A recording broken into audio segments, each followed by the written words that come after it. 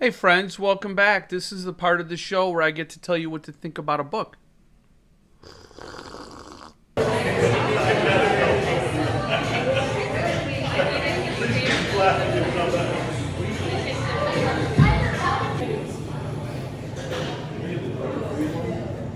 And that book in question is number 4 in the John Dies at the End series.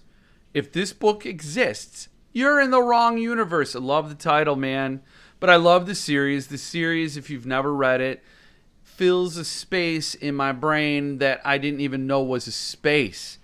It's horror, humor, and loaded with philosophy or at least perspectives on life and things.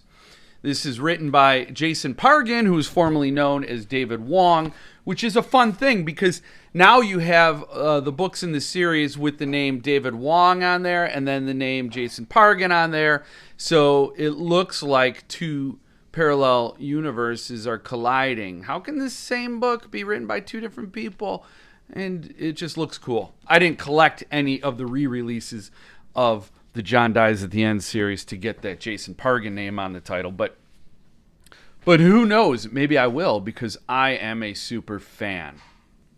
This series of books is hard to explain to people who've never read it because there's no easy way to sum up the plot that accurately reflects the experience of reading the book, because these books aren't necessarily about what happens, but how it happens. Hanging out the main characters in this series is a trip. It's worth the trip. It's like catching up with friends and falling right into that old rhythm.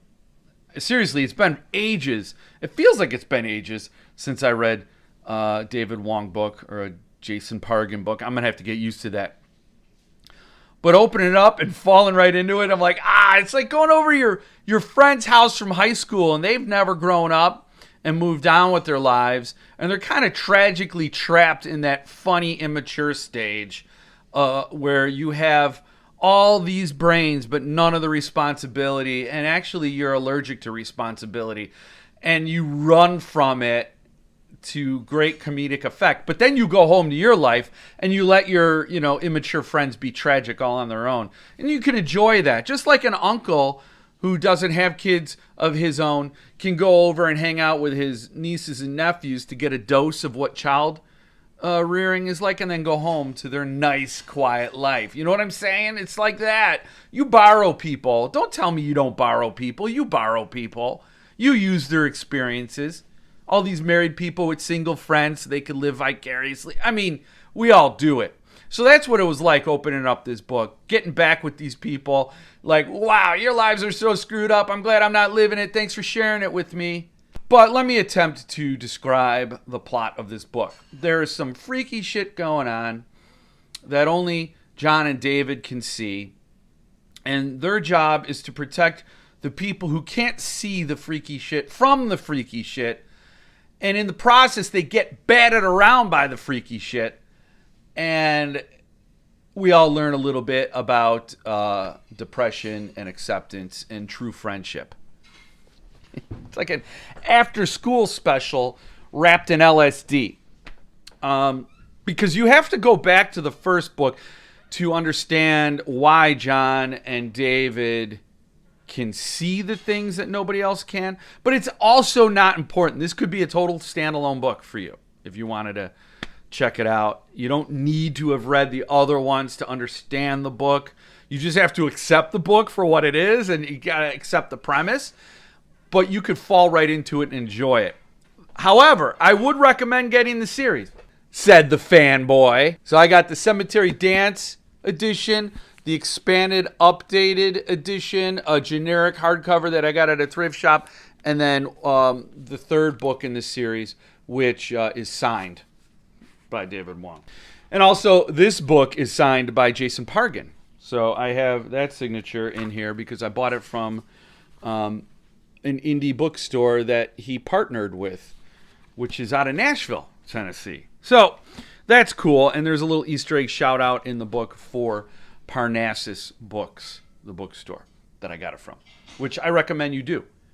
I recommend you support local bookshops. I will say there's a bunch of local bookshops that I looked at that seem kind of snobbish.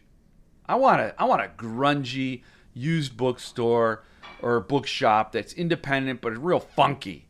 Like I want funk. I want to walk in and smell funk, and maybe see funk, not this little wine and cheese experience. Sorry, independent bookstores, but if you're kind of like that, pass. I want a used bookstore that was like Discount Records and Tapes. Mount Greenwood Discount Records and Tapes, which I used to go to as a kid. Used record store. Grungy, a little bit of grime at the time. Anyway, I'm wandering on the book because I really don't need to tell you too much about it, and I already did. It's brilliant. My favorite book in the series is This Book is Full of Spiders. Seriously, dude, don't touch it. I thought that was the most epic, most focused of the series, but they're all great. I give this one 4.5 stars out of 5. And this I could see, I was looking at some of the reviews about it, and a lot of people were saying that it had too much of a bummer note to it. There was a little bit of bummer to it, like a little bit of preachiness, but it's in all the books, right? That the author, Jason Pargin, used to be the executive editor over at crack.com, which was a website dedicated to debunking not just myths, but mainstream fallacies, things that most people believe to be true just out of hand without question. And crack.com would go in and sort of upend those long-held, culturally accepted beliefs. And I loved it, and it had a lot of humor in it too. And then he left to dedicate himself to full-time writing. In addition to the John Dies at the End series, he also did futuristic violence and fancy suits, which I didn't read. It's a sci-fi series. There's only 2 books in it, and I didn't read any of them. I had either of them. That's what you say when there's only 2. Either. Any is a number bigger than either. Bigger than 2. But I digress. I have them both. None of them signed. And I want to read them. And this kickstarts that. This is a great book. I don't know what else you want me to say. It's very trippy, mind-bendy, alternate universe, time travel. I guess it's funny because the whole book is a plot twist. And you can't do a spoiler alert on a series titled John Dies at the End. You can't really... How do you spoil that book, right? You can. I can right now, but I won't. But how do you do a plot twist in a book that's just twisty all the way around? Jason Pargin does. All of this is just to say this book hits a sweet spot with me. The spot that loves horror and humor and a bit of philosophy, bit of wisdom to it. And you could tell a brilliant mind wrote it, and I appreciate that brilliance. I would recommend starting at the beginning with this series. John Dies at the End is maybe a little more disjointed than the other 3 because that was started out, I believe, as webisodes that David Wong, Jason Pargin wrote in increments. So it was kind of just choppy, and it blended into a novel. I didn't really get a sense of that, but I could see how it was kind of all over the place a little bit. But the second one pulled it all together, made it super epic. The third one, apparently I need to read again because there's a character in the third one that comes over into the fourth one that I didn't remember. Joy. Her name's Joy.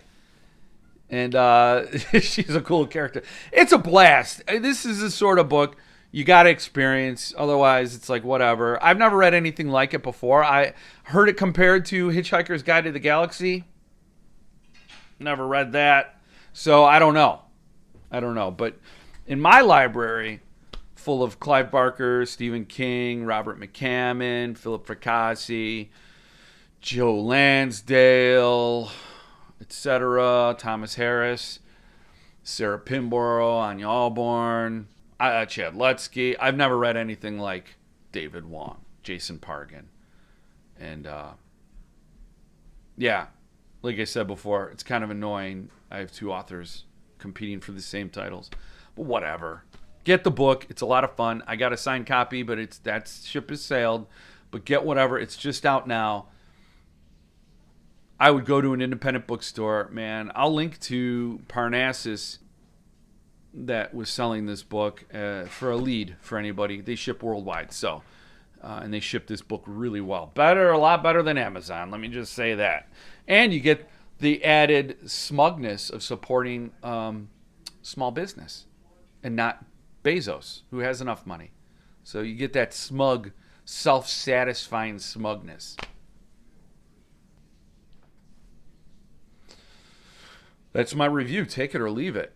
You know, you can have it or you don't. Seriously, this book has a lot of body parts removed from bodies. I think that's an important point to make. I think more so than the other books.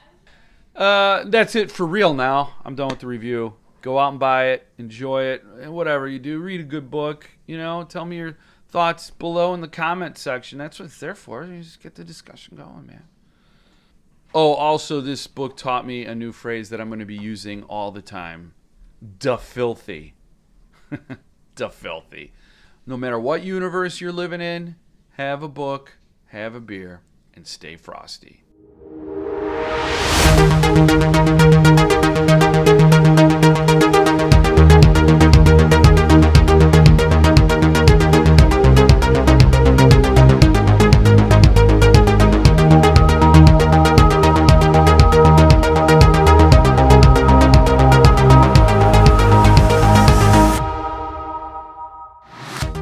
I think in another universe, this book is titled, If This Book Exists, You're in the Right Universe.